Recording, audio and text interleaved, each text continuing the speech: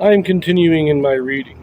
What I'm doing in this series is to read through the entire standard works of the Church of Jesus Christ of Latter-day Saints. This consists of the Bible, the Book of Mormon, the Doctrine and Covenants, and the Pearl of Great Price. I am continuing reading in a chronological order, according to event, not according to publication or volume, so I'm skipping around a bit as I move along. We're continuing the Gospels again. Christ is still in Galilee because the Jews in Jerusalem want to kill him. He's been traveling around. We've read a couple of his discourses, read about many miracles that he's been performing. He did take a trip over to the east where he cast the devils into the swine. We read that one. He is now back, I believe, in the city of Capernaum. And the last story we read is the healing of the daughter of Jairus, a ruler of the synagogue in the city. As part of this story, we also had the woman with the issue of blood being healed by touching Christ. We're going to read this one more time now. This time we've read it in Matthew and Mark. Now we're going to read it in Luke. In this video, we have a Joseph Smith translation. Now what the Joseph Smith translation is, this is a translation or correction done by Joseph Smith to restore those passages that have been lost or corrupted over the years. Luke chapter 8, verses 41 through 56. And behold, there came a man named Jairus, and he was a ruler of the synagogue. And he fell down at Jesus' feet, and besought him that he would come into his house. For he had one only daughter, about 12 years of age, and she lay a-dying. But as he went, the people thronged him. And a woman having an issue of blood 12 years, which had spent all her living upon physicians, neither could be healed of any, came behind him and touched the border of his garment, and immediately the issue of blood staunched. And Jesus said, Who touched me? When all denied, Peter and they that were with him said, Master, the multitude throng thee and press thee, and sayest thou, Who touched me? And Jesus said, Somebody hath touched me, for I perceive that virtue is gone out of me. And when the woman saw that she was not hid, she came trembling, and falling down before him, she declared unto him before all the people for what cause she had touched him, and how she was healed immediately. And he said unto her, Daughter, be of good comfort. Thy faith hath made thee whole. Go in peace. While he yet spake, there cometh one from the ruler of the synagogue's house, saying to him, Thy daughter is dead. Trouble not the master. But when Jesus heard it, he answered him, saying, Fear not. Believe only, and she shall be made whole. And when he came into the house, he suffered no man to go in, save Peter and James and John, and the father and the mother of the maiden.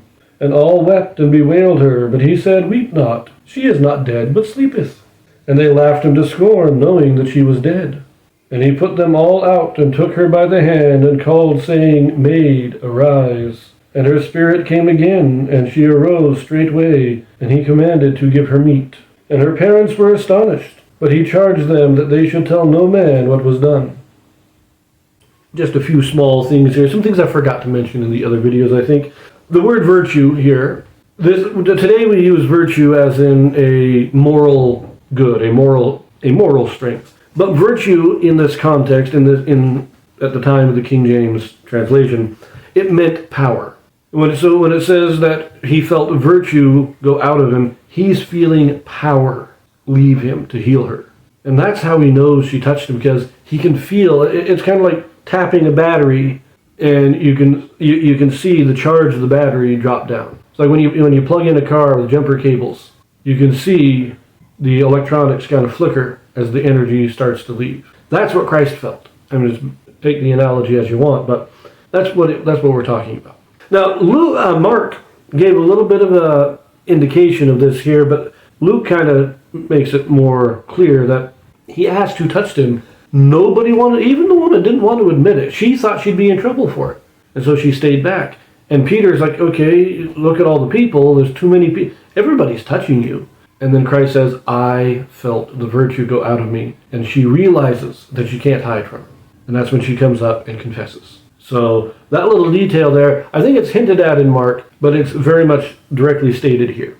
The last thing I want to point out here is that the term here, immediately her issue of blood was staunched. That term, staunched, is much more of a medical term than what we read in Matthew or Mark. They just say she was healed. That would be the common parlance. But Luke says the blood was staunched. It means it was stopped. It was but it's a medical term, and Luke was a doctor. He was a physician. So it's fun to see these little details where we can see the individual hand of each author in their writing. So now, let us look at the Joseph Smith translation here in Luke. This seems to be all just minor, grammatical updates and clarifications. So we have first, verse 43, which is changed to who. Verse 44, came behind him is came behind Jesus. Just a clarification. In verse 45, we change that to who. In verse 46, somebody is corrected to someone. In verse 47, when the woman saw that she was not hid, is corrected when the woman found that she was not hid. Now, verse 50 is a little bit more correction, but no real change in meaning. It just says here in the Joseph Smith translation, but Jesus heard him, and he said unto the ruler of the synagogue, fear not, believe only. So, just makes that clarification of who's hearing and who he is addressing. And then we get in 52, we add the word for. Weep not, for she is not dead. And finally, in 54, we add the word he in there. So, he took her by the hand, and he called, saying, Maid, arise. Minor grammatical updates, minor clarifications, nothing significant. So, we'll leave it there. And we will pick this up in the next video. I believe we're going to do a little bit in Matthew, and then go again to a combined video of multiple Gospels. So, I will see you there.